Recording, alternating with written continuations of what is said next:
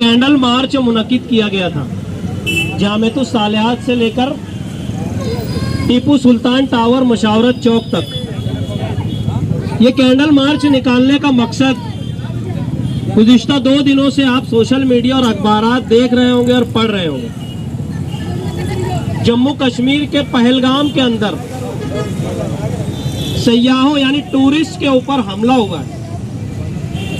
इन हमलों में अब तक की जो मालूमात फराहम हुई है उस हिसाब से 28 लोगों ने अपनी जानों को कुर्बान कर दिया या अपनी जानों को गंवा दिया।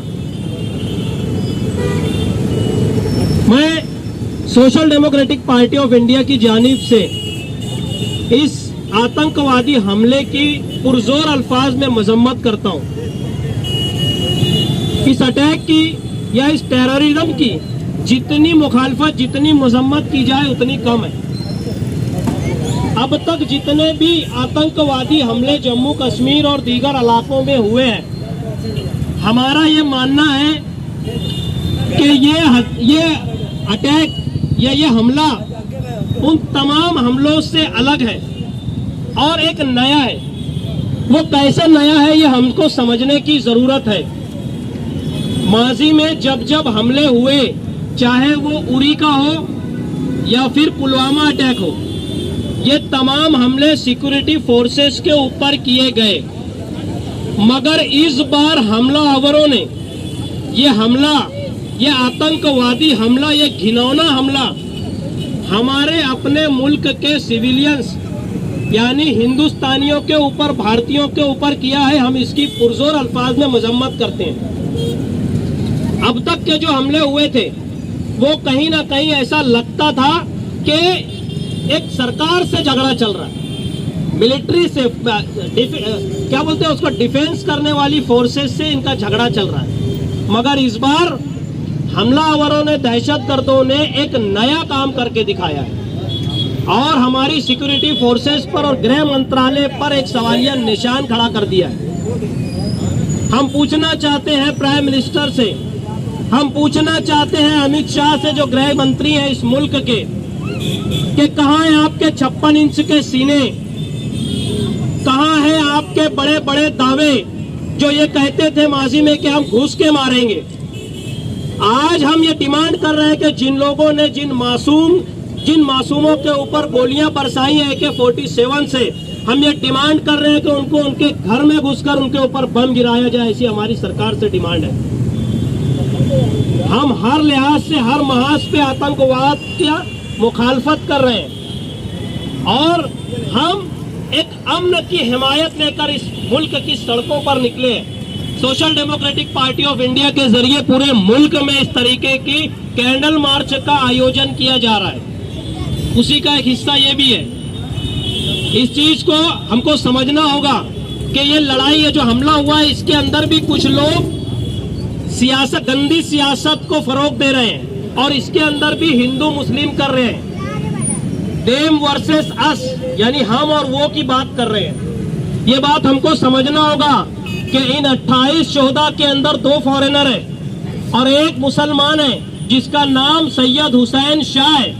उसने अपनी हुसैनियत, अपने नाम के जो कुर्बानी देने का जज्बा उसके नाम के अंदर है, उसने उसकी गरिमा को पाला है।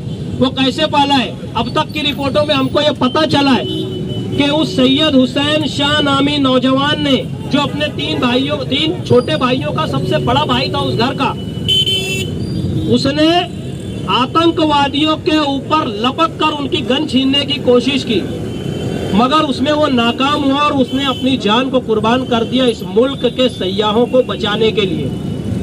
और कुछ लोग इसमें भी देम वर्सेस अस कर रहे हैं, इसमें कोई शुबा नहीं है। जिस तरीके की वीडियोस हमारे सामने आए हैं, वहां नाम पूछा गया कि तेरा नाम क्या है, नाम पूछ कर गोलियां बरसाई गई। नाम पूछकर और हुलिया पूछकर बिल्कुल भी मारना आतंकवाद है। ठीक उसी तरह जिस तरह ट्रेन के अंदर दाढ़ी और कुर्ते को देखकर गोली मारी गई थी और पूछा गया था तेरा नाम क्या है, हम ऐसे तमाम आतंकवादी हमलों की मजम्मत करते हैं, मजम्मत और पुरजोर अल्फाज में मजम्मत करते हैं। हमें इस चीज को समझना होगा कि अगर AK-47 लेकर सयाहों के ऊपर हमला करना आतंकवाद है तो इस मुल्क में गौ रक्षा के नाम पर हमला करने वाले जो मजलूमों और बेगुनाहों को हमला कर रहे हैं वो भी आतंकवाद है। हम इसकी भी मजम्मत करते हैं।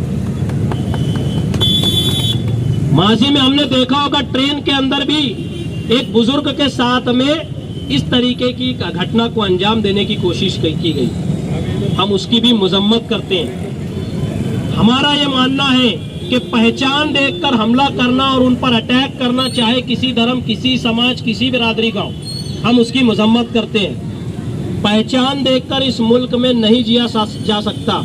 ये मुल्क 3 रंगों पर डिपेंड है।